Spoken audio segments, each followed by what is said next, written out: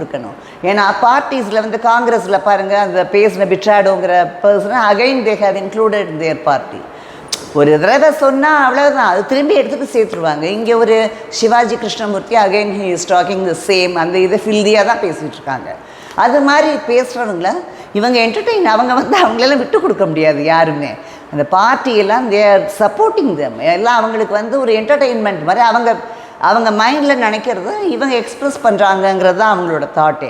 அதனால் இது எல்லாத்துக்குமே ஒரு செக் வச்சாதான் நம்ம தேசத்துக்கே நல்லதுன்னு தான் என்னோடய ஒப்பீனியன். ஏன்னா எதுலேயும் வந்து இப்போ ஒன்றும் இல்லை, ஒரு இந்த இதெல்லாம் போர்டு பேனர்ஸ்லாம் வந்து வச்சா தலையிலையா விழுமேங்கிற ஒரு இது கூட இல்லாமல், ஒரு பழைய பில்டிங்கில் ஒரு பெரிய பேனர் வச்சு இன்றைக்கி ஏதோ ஒரு இன்சிடெண்ட் நடந்தது, ஒருத்தவங்க மேலே விழுந்து அதில் ஒருத்தர் கிரிட்டிக்கலாக இருக்காங்கன்னு இங்கே ஈஸியாக வயலேட் பண்ணுறது தான். ஏன்னா இந்த வயலேஷன்ஸ் நடக்கிறதுக்கு யார் ரெஸ்பான்சிபிள்?